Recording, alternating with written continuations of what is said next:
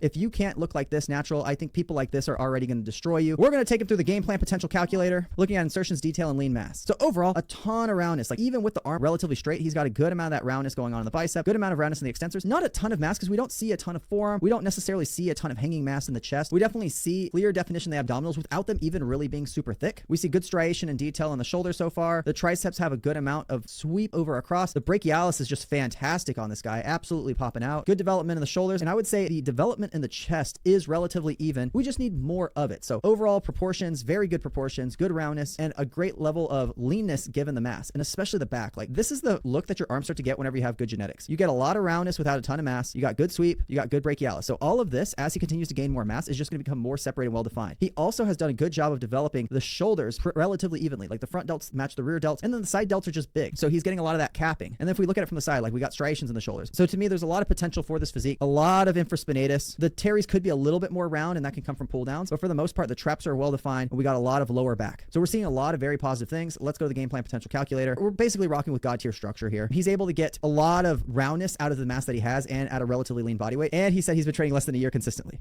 All right, so then definition, we're not at granite like graininess. We definitely are more than clear definition. I would say we're somewhere in the mid tier of impressive detail because we're starting to get kind of that striation appearance. We're not quite getting very much vascularity, so that would kind of be the next step, but we're definitely seeing a little bit of vascularity. And then lean mass, we're looking pretty jacked and peeled. Already, we're gonna call him natural. We're gonna calculate his potential. He's already destroying casuals. Yeah, like most people would want to look like this in the mirror. Okay, and then if we look at the competitor scale, yeah, it makes sense because he would probably be able to do a local show if he just cut down. Like looking like this, you probably could get lean and already look really good compared to most people. Now, let's put him full juice head, full send. He has a raw score of 89 now. He's destroying casuals, and at this point, he could be a top level competitor. And he's not winning against the best of the best, but he's looking very crazy. So to me, somebody like this is definitely going to be able to look better than most people. If you're wondering if you should hop on gear because you want to look good, if you can't look like this natural, I think people like this are already going to destroy you. Even if he doesn't ever hop on, he still might destroy you because you might never look like this. So I would just assess your priorities and keep in mind, we want to have not just the size, but we want to have the symmetry. And sometimes you can't change the symmetry. Sometimes that's just the genetic gift.